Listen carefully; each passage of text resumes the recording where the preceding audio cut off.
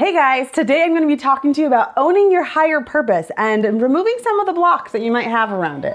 I'm Emily Goldthwait. I'm an author and energy healer, and I help people have powerful self-awareness, deep self-compassion, and expanded understanding. Today I wanted to talk to you about both knowing and owning your higher purpose, and also dispelling a few myths that you might have around pursuing it. If you already know what your higher purpose is, that's fantastic because you already have the first step done. If you don't know or you're unsure, spend some time meditating and praying about that and really contemplating and thinking about what calls to you in this life. And I'm not talking about something that feels like drudgery, like, oh, I need to do that. Like, what lights you up when you think about it, when you imagine doing it, being it, what really kindles that flame and that fire inside of you. And so a lot of times your higher purpose is going to be connected to a passion that you have, or even multiple passions can feed in to what your higher purpose is, to where all of these passions actually serve your higher purpose. And that is actually some of the ways that you can find what your higher purpose is by pursuing these passions and also seeing where they take you. So once you have identified your higher purpose, or even a passion that is a part of your higher purpose, the first thing you're probably going to run into is shame. Is a shame conversation. Shame is never of light. Shame is a very low vibrational frequency. It's actually the lowest one in David R. Hawking's levels of consciousness. He studied vibrational frequencies and what thoughts promote what vibrations and within chakras, and shame was the very, very bottom, and it actually caused inaction. So anything to do with shame is going to be the antithesis of self-empowerment. All right. So whenever you run into a shame conversation, you've got to understand that if you're feeling like that oppressive shame feeling, that's not of light. That's not something you need to keep. That's not something that's going to be serving you or beneficial to you. 13 years ago, I felt like I had no talents, that I had nothing I was passionate about, and there was nothing that I really wanted to do and nothing that called to me, and I just felt very flat and very one-dimensional in life. And so I started pondering and meditating on something that I could do to help enrich my life and feel creative. And what came to me was that I was always making up stories in my head and that I've done it since I was a very young child. And it was like, you should start writing those stories down. So that's how I became a writer, and I started writing. And about 6 years into this, I was dealing with a whole lot of shame inside. I found myself apologizing a lot to God, and in prayer, I was always talking to God about asking Him, do I need to give this up? I'm so sorry if this is taking my time away from focusing on you and focusing on spiritual things or my family. Like, maybe I need to stop doing this. Like, I need you to tell me if I should stop doing writing. And like the thought of giving up writing, like, crushed my soul.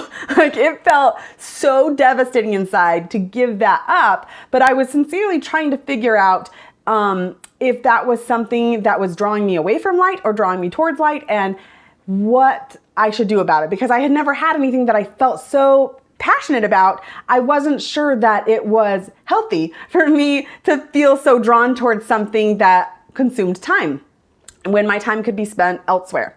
And so one night I was in very fervent prayer about this, and I was pouring my heart out and in tears and just like, oh, give it up if you really want me to. Like, let me know what I'm supposed to do. This is probably bad because I should spend more time focusing on being a mom, and like all these things of reasons why I should give it up. And suddenly it was just like a hot knife cutting through butter. Like this understanding came to me that was like, Emily, I gave that to you for a reason. That is a part of who you are and what you're supposed to do in this life, and that is why you love it. And I was like, what? And it was like, no, you're not supposed to give it up. Like, how do you feel at the thought of giving it up? And I was like, I feel terrible. I feel devastated. And it was like, yeah, because that is part of your mission in this life, is to do things with your writing. So this is of light, it's of God, and stop complaining about it and trying to give it back to me. I gave it to you for a reason, and I'm not going to take it back. And I was like, really? Like, I have permission from God to do this? Like, this is okay? Like, it's not just like, yeah, sure, go ahead. You can spend some time. Like, it's kind of a waste, but go ahead. But like, this is part of what I'm meant to do in this life. It changed everything. Once I had that feeling, once I had that clarity come to me, I never again felt that shame and that weight of sorrow and that paralyzing feeling of shame that something that I loved, that I was passionate about, and that really, really called to me was something that maybe was bad for me. And so once I was able to dispel that conversation so completely, writing became this beautiful, light, enriching part of my life that helped me in so many other areas because I was able to do it freely and openly and not feel like questioning my motives and whether or not I should be doing it. I actually had another writer friend that I talked to that had very similar experience to me as well, where she was also questioning, like, maybe this isn't right. Maybe she needed to give it up and focus on, more spiritual things. And she had a very similar clarity come to her that writing is something she needed to do in this life and to stop worrying about that and just focus on what light she can produce through her writing. And so the more I talk to people when they discuss their passions, a lot of times what I'm hearing from them is this, maybe I shouldn't be doing it. Maybe I'm spending too much time on it. It's not really valuable to anybody else. It's just something I like to do. And maybe it's wrong of me to take time away from my responsibilities to do this thing that I like. And so when you catch yourself doing that, now there's a balance to everything. Understand there is balance. But when you catch yourself doing that about something that truly calls to you and you find yourself in a shame conversation, put on the brakes and start questioning what that shame conversation is all about and why it's there and what its source is. Because again, shame is never of light. When you're getting direction of light and truth, it is never going to come through a shame conversation other than to be like, hey, stop with the shame. That's not of light. It's going to be something that is empowering and moves you upwards and forwards versus paralyzing you and pulling you backwards and down. So once you've identified your higher purpose and your passions, and you've identified shame conversations that you might have around it, there are two myths that seem to crop up a whole lot around higher purposes and the pursuit of higher purposes. Myth number one that I hear all the time is, it's too bad there's not any money to be made in that though. Now, this is a really interesting one to me. It's actually two different conversations to be worked on here. You have the issues that around seeking things that block you from being able to pursue your higher purpose. And you also have money conversations. And often we tie those two together.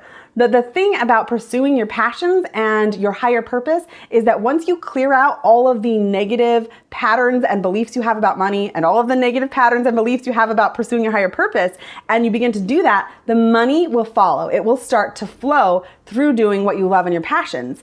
But first you have to clear out, all the crap that's stopping that flow of money from coming. Now, this isn't to say, hey, run out, quit your jobs and go do what you love, but start finding ways to do what you love, even if there's no money in it. Begin implementing it into your life and seeing what you can do to incorporate something that you love and that you're passionate about so that you can find where your blocks are, what's stopping you from pursuing it more seriously, and also give the opportunity and create the opportunity for money to flow to you through that. Because as we put out value, money follows value, and so it will start to flow to you. Now, one of the things my mentor always said, and I love this saying, is there is no way in how. To ask how something is going to happen is actually looking for how it will fail or how it will not happen. So you be a yes for it, and the how will work itself out. So if you have one of those myths about money not being able to pursue your passions, stop and ask yourself, first of all, is it actually about money?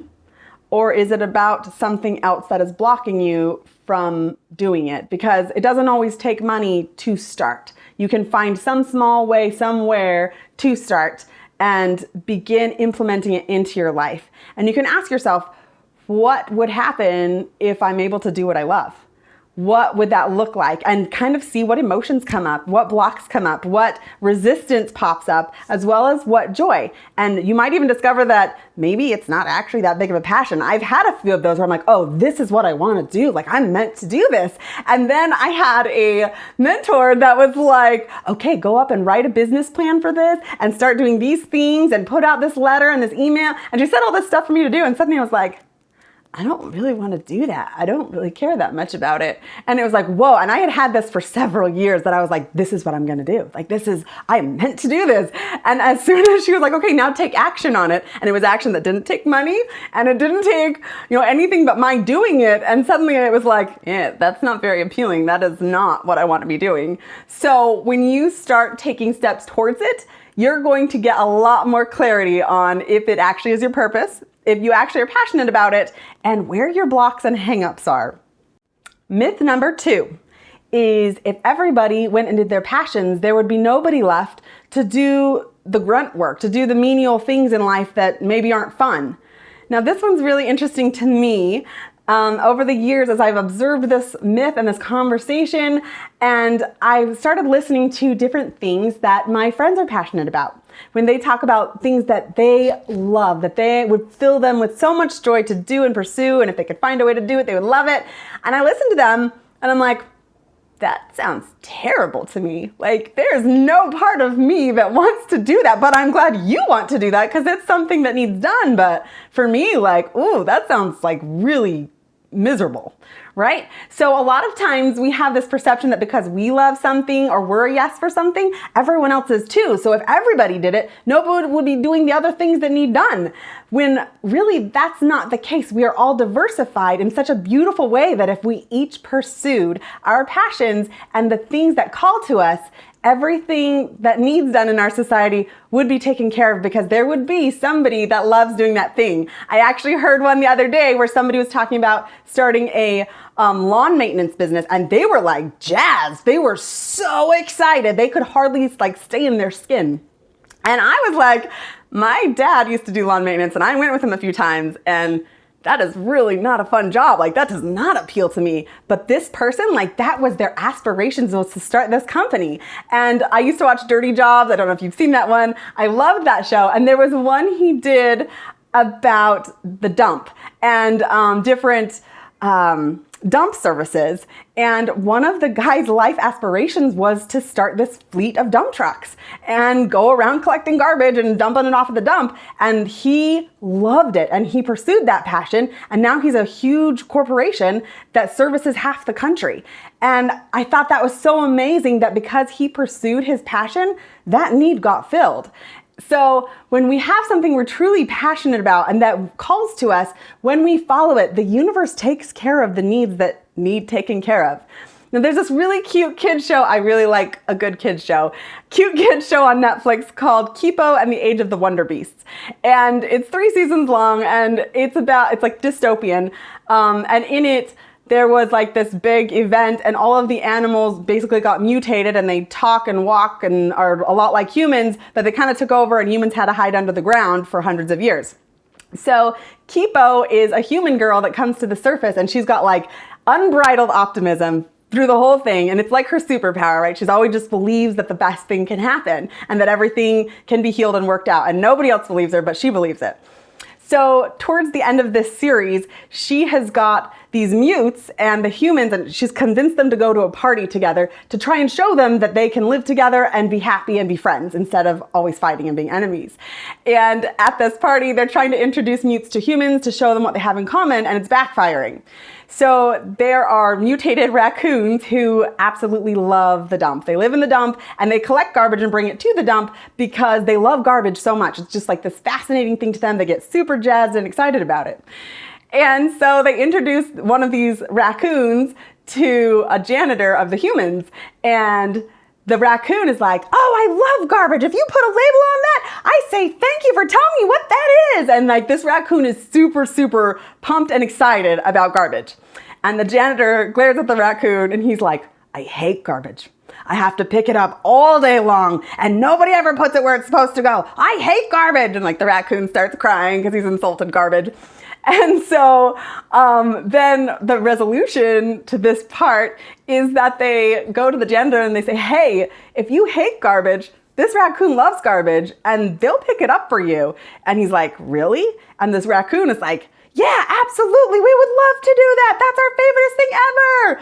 And so it healed this problem that they had. And yes, this is a fictional story, obviously, but I love what that showed and what that symbolized in how the universe works, in that when we pursue what we're passionate about, it might be something else that somebody else sees as a drudgery. And to us, it's the most amazing thing. And maybe something we see as a drudgery is something somebody else is dying to do. And so as each of us work on ourselves and healing the parts of us that push back against those things that call to us and those things that are just intrinsic to our nature and our purpose in this life, our higher purpose in this life, as we pursue that, It allows the universe to orchestrate everything and put everyone in the best possible positions to not only be provided for, but to also have joy and light and happiness while they do it.